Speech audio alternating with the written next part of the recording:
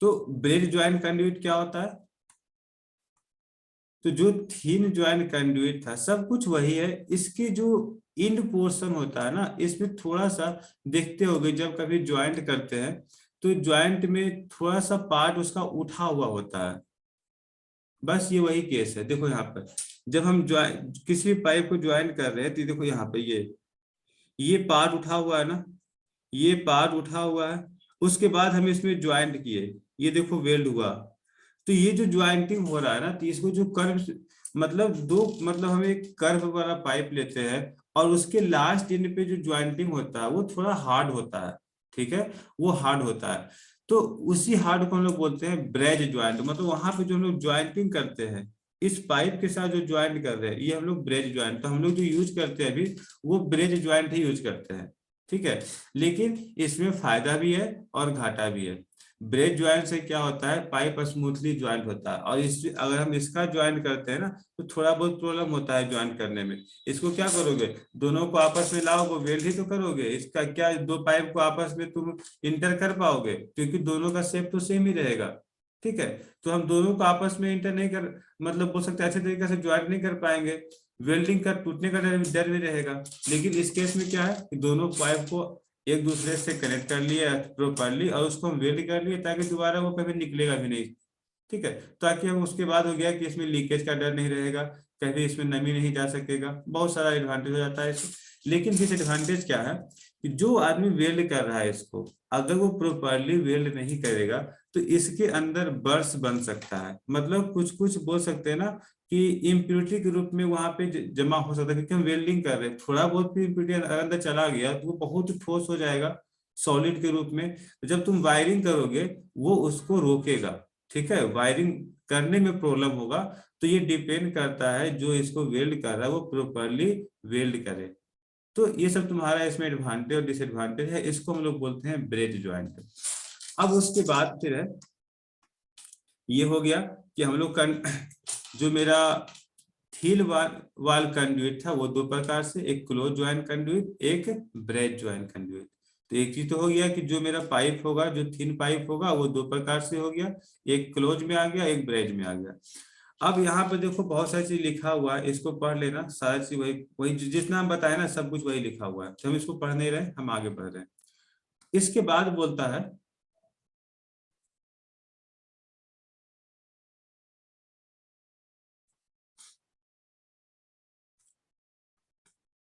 देखो rigid conduit. Rigid conduit क्या होता है, रिगिड कंड्यूट जो होता है ना वो हार्ड गॉज स्टील से बना होता है। वो लाइट गॉज स्टील से बना हुआ था, ये हार्ड गॉज स्टील से बना होता है। ठीक है, तो जाहिर सी बात है इसका वेट भी भारी होगा, वेट भी ज्यादा होगा। ठीक है, और इसको हम वेल्ड कैसे करते हैं, इलेक्ट्रिकली वेल्ड करते हैं। दो पाइप अगर मेटल का रहा तो इलेक्ट्रिकली वेल्ड करेंगे। तो कहने का मतलब हो गया कि जो मेरा कंडुइट है एक मेरा थिन टाइप का हो गया और एक मेरा हार्ड टाइप का हो गया, जो हम जनरली कहाँ से, मतलब बोल सकते हैं ना स्ट्रेटली वायरिंग करने में जहाँ यूज करते हैं वहां हम लोग रिजिड पाइप का यूज करेंगे, रिजिड कंडुइट का यूज करेंगे। जैसे तुम्हारा ये पाइप है, ये सब जो दिख रहा है ना यही है रिजिड कंडुइट। और इसी के बारे में थोड़ा बहुत दो चार पॉइंट लिखा हुआ है जिसको देख लेना। इसके बाद आता है फ्लेक्सिबल। 1 मिनट।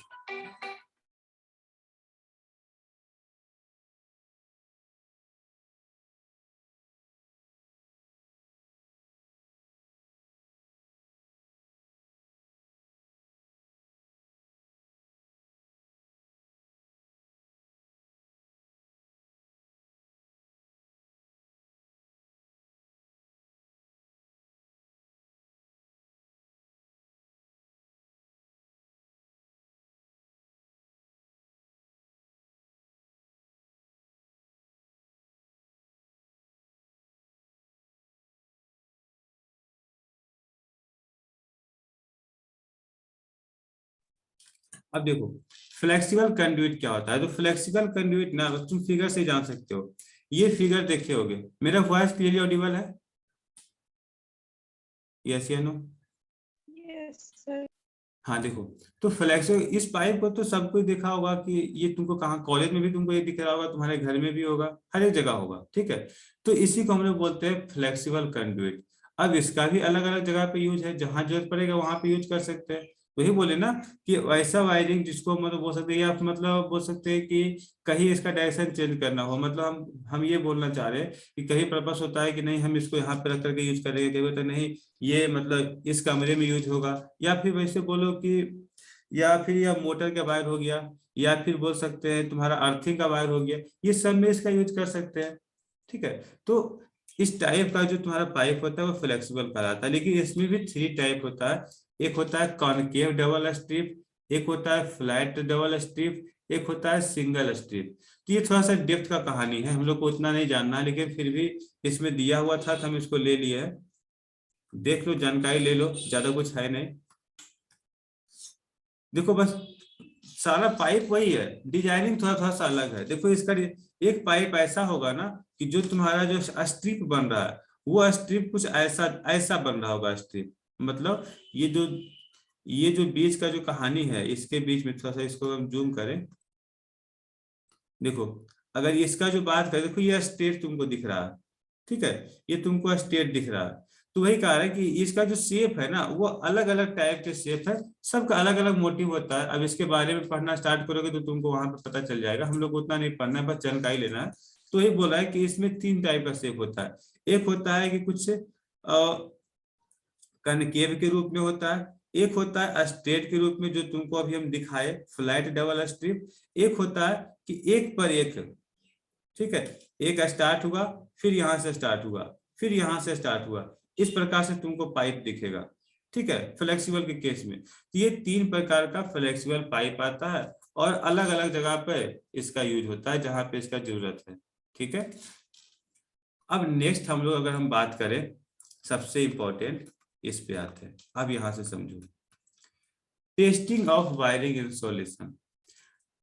जब हम वायरिंग करते हैं, मान लीजिए हम वायरिंग कर लिए, तो वायरिंग मेरा सही है या गलत है, प्रॉपरली वर्क करेगा कि नहीं करेगा, उसके लिए टेस्ट करने तो आना चाहिए ना। तो ये तो बहुत इंपॉर्टेंट बन जाता है कि हम टेस्ट कैसे करेंगे वायरिंग को। तो टेस्टिंग मतलब किसी भी वायरिंग को टेस्ट करने के लिए हम लोग जो यूज करते हैं, तो टेस्टिंग क्या करेंगे, यही तो चेक करेंगे उसमें हर एक वायरिंग में इम्पीडेंस कितना हो रहा है, उसका रेसिस्टेंस से चेक करेंगे। अगर अर्थिंग होगा तो जीरो रेसिस्टेंस होना चाहिए, अगर इंसुलेशन होगा तो हाई रेसिस्टेंस होना चाहिए। यही तो चेक करना है, क्या प्रॉपरली अगर हम कोई अर्थिंग का यूज करें, क्या वो अर्थ प्रॉपरली काम कर रहा है कि नहीं कर रहा है। अगर मेरा लाइन कंडक्टर है, क्या वो लाइन कंडक्टर प्रॉपरली काम कर रहा है, कहीं ऐसा तो नहीं है ना कि वो लाइन कंडक्टर अर्थ के साथ कनेक्ट हो रहा हो, और हम जब गलती से अगर हम कंड्यूट वायरिंग पाइप को अगर हम टच कर रहे हैं तो वो हमें शॉक दे रहा है, ठीक है। तो उस केस को हमें समझना है, तो उसके लिए क्या करेंगे, तो टेस्टिंग मेरे पास ना तीन प्रकार का होता है, और उसको टेस्ट किसकी हेल्प से करते हैं, तो मेगर की हेल्प से करते हैं, ठीक है। मेगर तुम्हारे पास एक इंस्ट्रूमेंट है जिससे हम लोग किसी भी लाइन का इम्पीडेंस चेक करते हैं, कितना उसमें रेसिस्टेंस पास हो रहा है, ठीक है। हाई लेवल का रेसिस्टेंस जो तुम्हारा मेगा ओम के रूप में, मेगा ओम से मतलब मेगा ओम के रूप में होता है, ठीक है। उससे लोअर में तो बहुत सारे इंस्ट्रूमेंट है, वहां से भी चेक हो जाएगा, लेकिन हाई लेवल रेसिस्टेंस को चेक करने के लिए हम लोग मेगर का इस्तेमाल करते हैं। या फिर हाई वैल्यू वोल्टेज में हम लोग जब हम किसी भी टेस्टिंग का यूज करेंगे उसमें मेगा डिवाइस का यूज करेंगे, ठीक है। यहाँ पे हम लोग का जनरली कुछ मेथड होता है, जैसे पहला है insulation test between conductor and earth. मतलब हमको ये चेक करना है कि जो मेरा कंडक्टर है और अर्थ है, अर्थ मतलब क्या हो गया, मतलब पॉजिटिव और निगेटिव का हम बात नहीं कर रहे हैं। पॉजिटिव निगेटिव तभी होगा जब हम कंडक्टर एंड न्यूट्रल का बात करेंगे, ठीक है। हम अर्थ का बात कर रहे हैं। अर्थ मतलब हो गया जो प्रोटेक्ट कर रहा है, जो लीकेज करंट से हमें प्रोटेक्ट कर रहा है, मतलब जो बॉडी में करंट आता है ना उसको वो अर्थ करता है, उसका हम यूज नहीं करते हैं, उसको हम ग्राउंड करते हैं, ठीक है। वो तुम्हारा अर्थ हुआ। तो हमें ये देखना है कि कंडक्टर और अर्थिंग के बीच में कितना रेसिस्टेंस आ रहा है, ठीक है। क्या ऐसा तो नहीं है ना कि कंडक्टर और अर्थ के बीच में किसी प्रकार का कोई कनेक्शन है जिससे करंट मेरा उधर से पास कर रहा है। अगर पास कर रहा है तो उसे खत्म करना होगा, ठीक है, वो नहीं होना चाहिए। दूसरा आता है insulation test between conductors. Conductors का मतलब हो गया दो कंडक्टर के बीच में क्या इंसुलेशन है। क्या ऐसा तो नहीं है कि वो आपस में शॉर्ट कर गया, अगर शॉर्ट कर गया तो उसको भी हटाना है, शॉर्ट नहीं होना चाहिए, ठीक है। उसके बीच में भी इंसुलेशन होना चाहिए, तो शॉर्ट शॉर्ट सर्किट से भी बचना है। उसके बाद अर्थ कंटिन्यूटी टेस्ट बोल रहा है, हमें ये जानना है कि अर्थिंग प्रॉपरली काम कर रहा है कि नहीं कर रहा है। वो कैसे चेक करेंगे, क्या उसको छू करके चेक करेंगे या फिर जा करके उसके जहां पे वो अर्थ हुआ है उसको पूरा फिर से निकाल करके देखेंगे। कोई तरीका होना चाहिए ना जो जनरली हम बहुत आसानी से उसको जज कर सके। तो ये एक उसको उसके बारे में जानना। दूसरा होता है पोलरिटी टेस्ट ऑफ स्विचेज। कभी कभी देखते होंगे कि स्विच जब हम कनेक्शन करते हैं तो वो प्रॉपरली वर्क नहीं करता है, या फिर होता क्या है कि जैसे मान लीजिए कोई होल्डर में हम लाइन दिए, पता चला कि दोनों पॉजिटिव लाइन दे दी और हम लाइन दे उसमें हम बल्ब जलाने की कोशिश करें, बल्ब जल ही नहीं रहा है, ठीक है। तो उस केस में हमें देखना होगा कि क्या उसमें पॉजिटिव और निगेटिव प्रॉपरली गया है उस पॉइंट पे या नहीं गया है। हम उसके लिए पोलरिटी टेस्ट करेंगे कि इसका पोलरिटी इसमें क्या क्या है, कौन पॉजिटिव है कौन निगेटिव है। इस चीज को समझने के लिए हम लोग पोलरिटी टेस्ट करते हैं। तो देखो अब इस चीज को ना बहुत अच्छे से समझना है, जो मल्टीमीटर यूज किया होगा उसको अच्छे से इस चारों के बारे में मालूम होगा, जो नहीं यूज किया है वो आज देखो सही से। सबसे पहला है insulation test between conductors and earth. मतलब कंडक्टर और अर्थ के बीच में कैसे हम चेक करेंगे कि उसका इंसुलेशन कितना है। देखते हैं कोई फिगर से समझा पाएंगे कि नहीं। यहाँ पे है, चलो देखो यहाँ से देखते हैं। नीचे तुम्हारा मेगर दिखा हुआ है, ठीक है। हम मेगर से टेस्ट कर रहे हैं इसके इंसुलेशन रेसिस्टेंस को, कितना रेसिस्टेंस है। अब ध्यान दो, यहां पर जो तुम्हारा दिख रहा है ये तुम्हारा डिस्ट्रीब्यूशन बोर्ड है, ठीक है।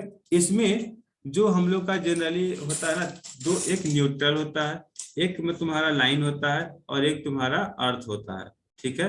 तो देखो यहाँ पर ये जो वायर है ये तुम्हारा न्यूट्रल का काम कर रहा है, ये जो वायर है ये तुम्हारा अर्थ का काम कर रहा है,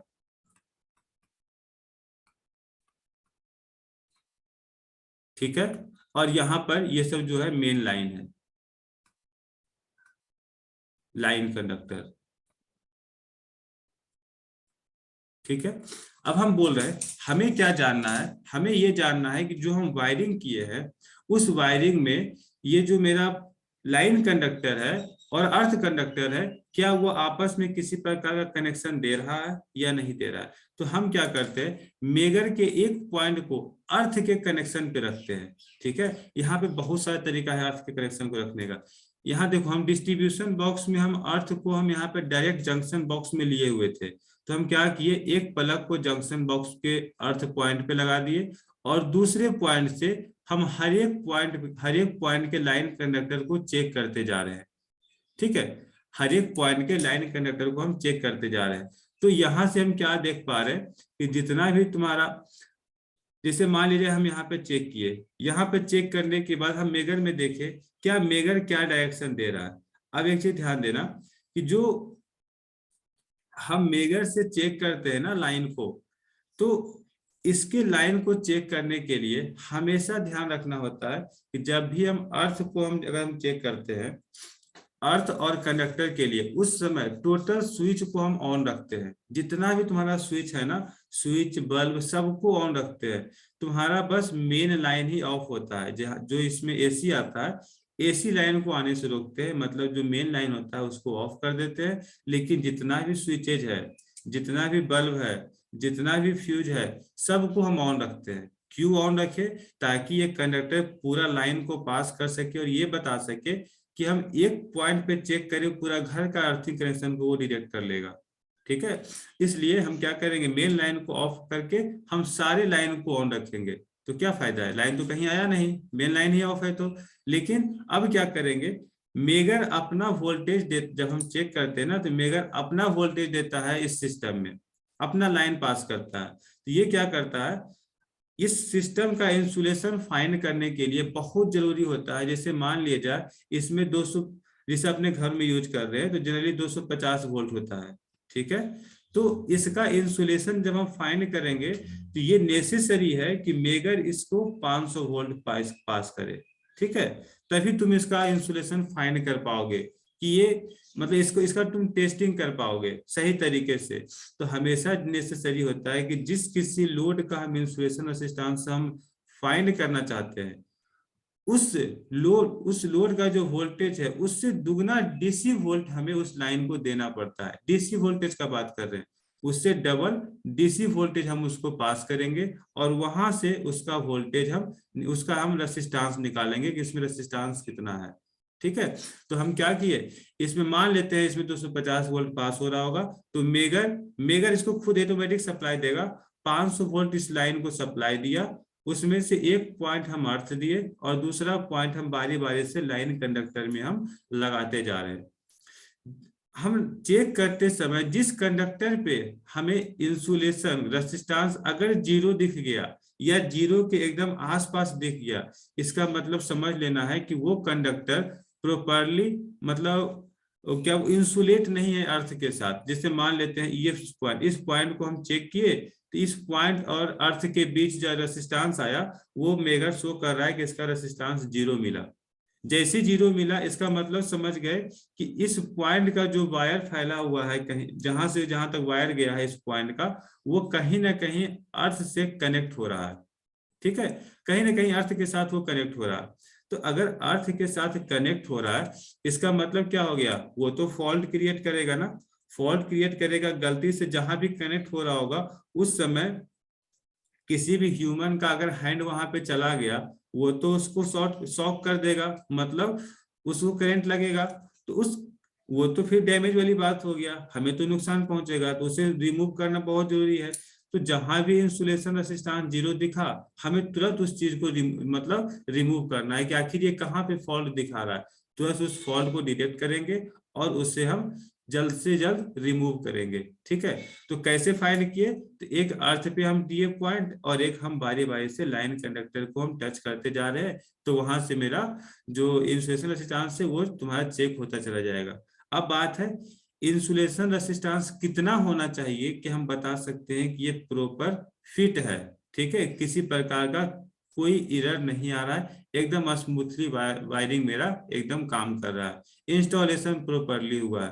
उसके लिए ध्यान रखना है, इंस्टॉलेशन रेजिस्टेंस जो होना चाहिए जनरली वो 1 मेगा ओम होना चाहिए, 1 मेगा ओम होना चाहिए। अगर 1 मेगा ओम अगर तुम्हारा मेगर बता रहा है कि इंसुलेशन रेजिस्टेंस 1 मेगा ओम है, इसका मतलब है कि अर्थ और कंडक्टर के बीच का इंसुलेशन 1 मेगा ओम, यानी कि वायरिंग मेरा प्रॉपरली एकदम वर्क कर रहा है, किसी प्रकार का कोई लीकेज करंट का चांस ही नहीं बनता है। ठीक है, ये तुम्हारा पहला कहानी हो गया। वही चीज को हम यहाँ पर तुमको लिखे क्या लिखना पड़ेगा। ठीक है, पहले बाकी की कहानी को बता देते हैं, उसके बाद हम इस पे लिखने का काम करते हैं। दूसरा क्या है, अब दूसरा देखो, दूसरा कह रहा है इंसुलेशन टेस्ट बिटवीन कंडक्टर्स। अब ये क्या होता है, मेरा वॉइस प्रॉपर्ली ऑडिबल है, यस या नो? yes. अब देखो दूसरा कह रहा है इंसुलेशन बिटवीन कंडक्टर्स। तो कंडक्टर्स के लिए क्या करेंगे, अच्छा इस फिगर को बात करिए तो हम तुमको समझाने के लिए, ये तुम्हारा बुक का फिगर था, इसमें ये क्या किया, अगर तुम इसको समझना चाहते हो तो देखो इसमें सारा बल्ब लगा हुआ है। ठीक है, ये भी बल्ब लगा हुआ है, यहाँ बल्ब एक लगा हुआ है, एक यहाँ बल्ब लगा हुआ है, एक यहाँ बल्ब लगा हुआ है, एक यहाँ बल्ब लगा हुआ है। ठीक है, ये तुम्हारा स्विच फ्यूज है, यहाँ पर भी फ्यूज है, फिर ये तुम्हारा डिस्ट्रीब्यूशन बॉक्स है। ठीक है, उसके बाद ये सभी फ्यूज है।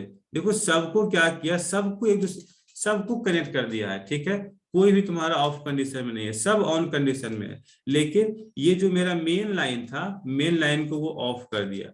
जब मेन लाइन को ऑफ कर दिया तब तो इसमें लाइन पास होगा नहीं।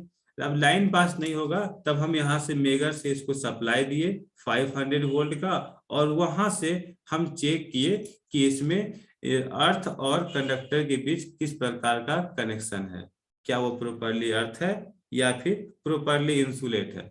ठीक है, किसी प्रकार का एरर तो नहीं आ रहा है, हम वहां से चेक कर लेंगे। लेकिन जब दोनों कंडक्टर्स आपस में हमें चेक करना है कि आखिर इसे कैसे चेक करना होता है कि वो कंडक्टर प्रॉपरली वर्क कर रहा है या नहीं कर रहा, उस केस के लिए मेन स्विच के लाइन को तो ऑफ करेंगे ही, और जो मेरा फ्यूज का कनेक्शन है वो सब ऑन रहेगा, मेरा जो स्विच है बल्ब का वो सब ऑन रहेगा, लेकिन इस बल्ब को हटा देंगे। जितना भी बल्ब है या फिर तुम्हारा फैन है, जो भी तुम्हारा लोड का कंडीशन है ना, उसको हमें रिमूव कर लेना है।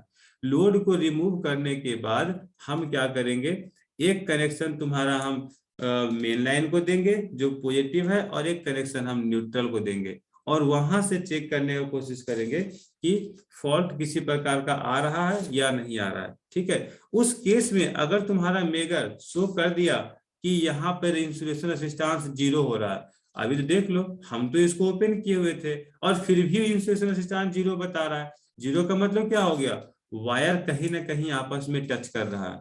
ठीक है, टच कर रहा है मतलब वो शॉर्ट हो रहा है, शॉर्ट हो रहा है मतलब फॉल्ट। अब हम पॉइंट बाय पॉइंट चेक करेंगे ना, जिससे मान लिया यहाँ पे मेन लाइन पर चेक किए, ये बोला कि कहीं ना कहीं 0 है मतलब फॉल्ट है। हम वायरिंग किए लेकिन ये मेगर हमें 0 बता रहा है, मतलब वायरिंग मेरा कहीं ना कहीं गलत हो गया है, और वो जो दो कंडक्टर है आपस में शॉर्ट हो रहा है। तो जल्द से जल्द उसे रिमूव करना है, क्योंकि अगर उसमें सप्लाई होगा तो बहुत सारे डिवाइसेस को वो खराब कर सकता है। उसमें बोल सकते हैं ना कि इलेक्ट्रिक मतलब शॉर्टिंग हो सकता है, उसमें आग लग सकता है। ठीक है, हमें तुरंत उसको रिमूव करना है। तो ये तुम्हारा हो गया electrical insulation of between conductors, दो कंडक्टर के बीच में कैसे इसको इंसुलेशन को देखेंगे। उसके बाद तीसरा का अगर हम बात करें, तो तीसरा का बात करने से पहले चलो खत्म ही कर देते हैं, छोड़ो हटाओ, पूरा पॉइंट ही खत्म कर देते हैं, नेक्स्ट मीटिंग का जरूरत नहीं पड़ेगा। तीसरा क्या बोल रहा है, देखो यहाँ पे जो फिगर लिए है ना, इसमें भी वही चीज बताया गया है। हम क्या किए, इस बार जो हम लिए हैं वो न्यूट्रल के साथ लिए। देखो ये तुम्हारा न्यूट्रल कनेक्शन हो गया, और ये तुम्हारा लाइन कंडक्टर हो गया। बस देखो ये सारा चीज ना हम मेन डिस्ट्रीब्यूशन लाइन से ही हम चेक करते जा रहे हैं, और कुछ नहीं कर रहे। ये तुम्हारा अर्थ कंडक्टर था, तो इस बार पहले क्या किए थे, अर्थ के साथ चेक किए थे, अब की बार न्यूट्रल के साथ चेक कर रहे हैं। ठीक है, ये है किस टाइप का इंसुलेशन, तो ये जो टेस्टिंग है वो इंसुलेशन टेस्टिंग बिटवीन कंडक्टर्स।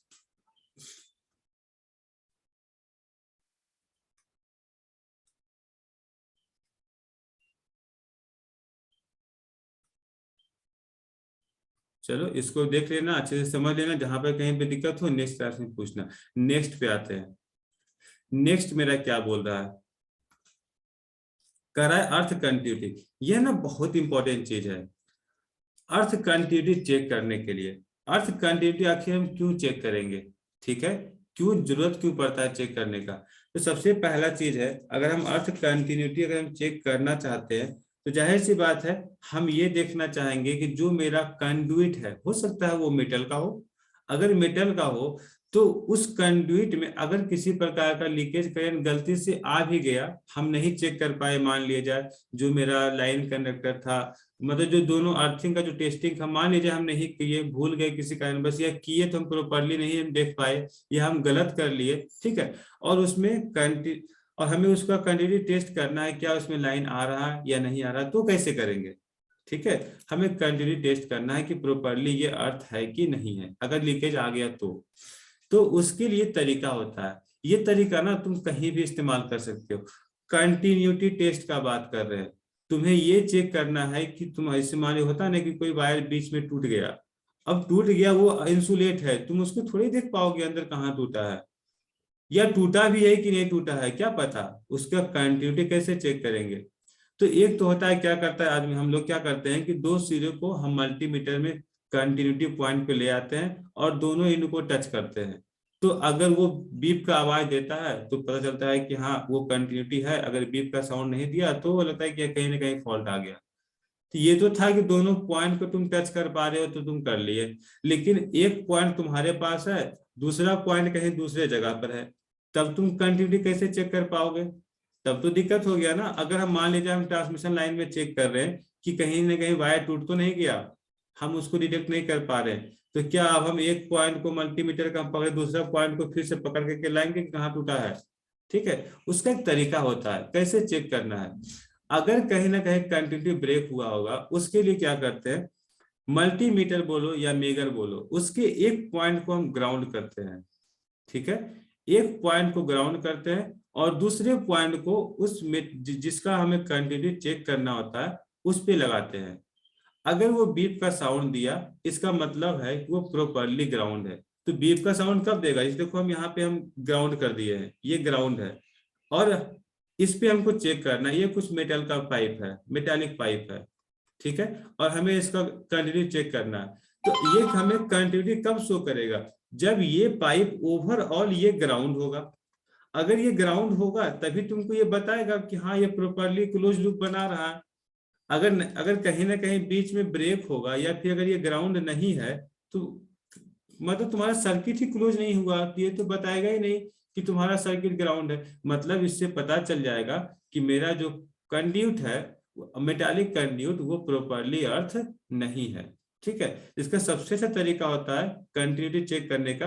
आप एक पॉइंट को ग्राउंड कीजिए, उसके बाद जिसका भी कंटिन्यूटी चेक करना है, अर्थिंग अर्थ कंटिन्यूटी, बस उस पर आप टच कीजिए। अगर वो 0 बता दिया तब वो प्रॉपरली ग्राउंड है, अगर 0 नहीं बताया तो कहीं ना कहीं इसमें प्रॉब्लम आ रहा है, वहां हमको चेक करने का जरूरत है।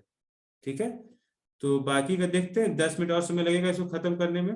नेक्स्ट मीटिंग में देखते हैं, ये तो एंड हो गया, ज्वाइन कर लो 10 मिनट के लिए।